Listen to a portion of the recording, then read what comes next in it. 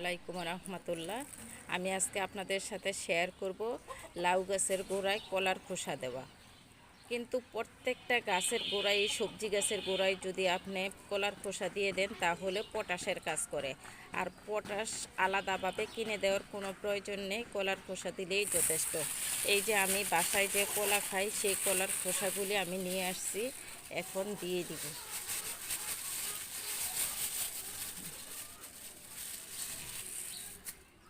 কলার খোসাগুলি আমি দিয়ে দিছি এবং একটা কাঠির সাহায্যে আমি এখন নিড়ানির সাহায্যে প্রত্যেকটা গাছের গোড়ায় গোড়ায় দিয়ে দিব।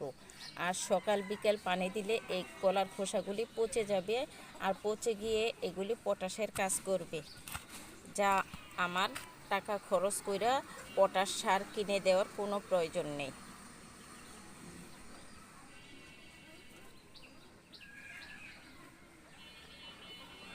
কলার খোসাটা আসলে খুবই উপকারী একটা সার, যে সারে আপনার ফলন বৃদ্ধি করে এবং সব সময় গাছের মধ্যে কম বেশি ফলন থাকে।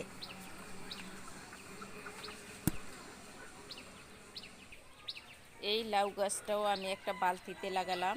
সেই বালতির মধ্যে এই যে আমি কলার খোসা দিয়ে দিয়েছি। কলার খোসা, আলুর খোসা, পেঁয়াজের খোসা, যত রকম কাটাকাটি সবজির খোসা আছে সবগুলি আমি এই বালতিতে দিয়ে দেই।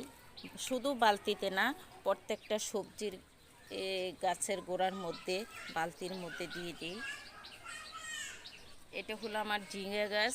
ঝিঙে গাছের গোড়ায় দিয়ে দিয়েছি আমি এই চিংড়ি মাছের খোসা, আলুর খোসা এবং পেঁয়াজের খোসা, রসুনের খোসা, এগুলো আমি দিয়ে দিয়েছি। আর ডিমের খোসা কম বেশি আমি প্রত্যেকটা গাছের গোড়ায় দিই।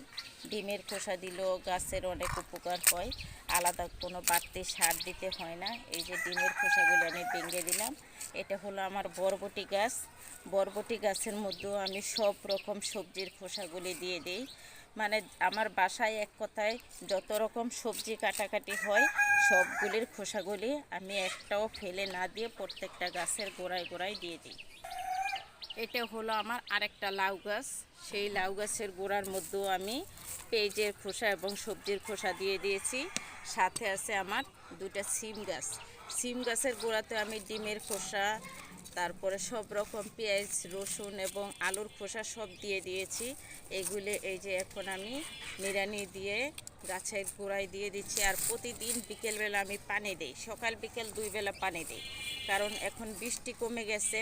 বৃষ্টি থাকলে আমার এক বেলাও পানি দিতে হয় না, আর বৃষ্টি না থাকলে আমাকে গাছের গোড়ায় 2 বেলাই পানি দিতে হয়। আর পানি দিলে দেখা গেছে যে গাছগুলি সতেজ থাকে, ডলে পড়ে না, যার জন্য আমি একটু কষ্ট হলেও সবসময় গাছের গোড়ায় পানি দেই এবং সব রকম সবজির খোসাগুলি দিয়ে দিই।